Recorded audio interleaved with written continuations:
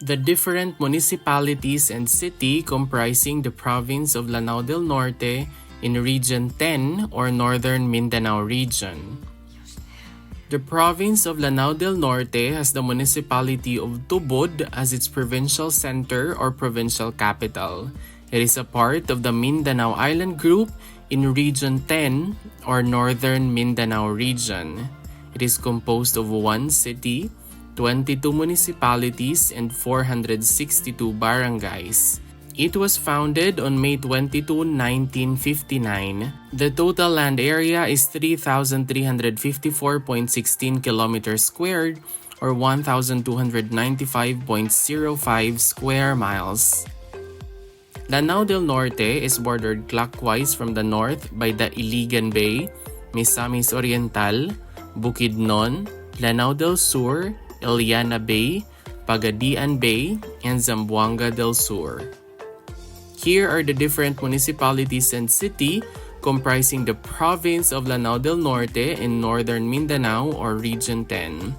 The municipality of Bacolod with 16 barangays, Municipality of Baloy with 21 barangays, Municipality of Baroy with 23 barangays, the urbanized city Iligan City with 44 barangays, the Municipality of Kapatagan with 33 barangays, Municipality of Kauswagan with 13 barangays, Municipality of Kulambugan with 26 barangays, and the Municipality of Lala with 27 barangays.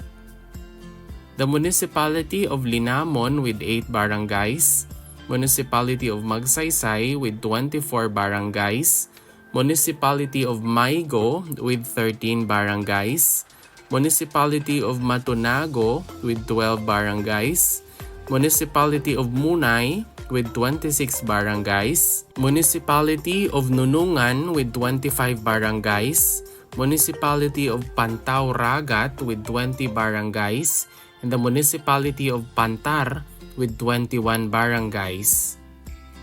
We also have the Municipality of Puna Piagapo with 26 barangays, Municipality of Salvador with 25 barangays, Municipality of Sapad with 17 barangays, Municipality of Sultan Naga Dimapuro with 37 barangays, Municipality of Tagolan with 7 barangays, Municipality of Tangkal with 18 barangays, and the Municipality of Tubod with 24 barangays. And that is all about the different municipalities and city comprising the province of Lanao del Norte in Region 10 or Northern Mindanao region. If you learned something new from this video, please don't forget to click like, leave a comment, and subscribe. Moreover, you might also want to watch the next video on the screen. Maraming salamat, thank you for watching, and see you in the next video.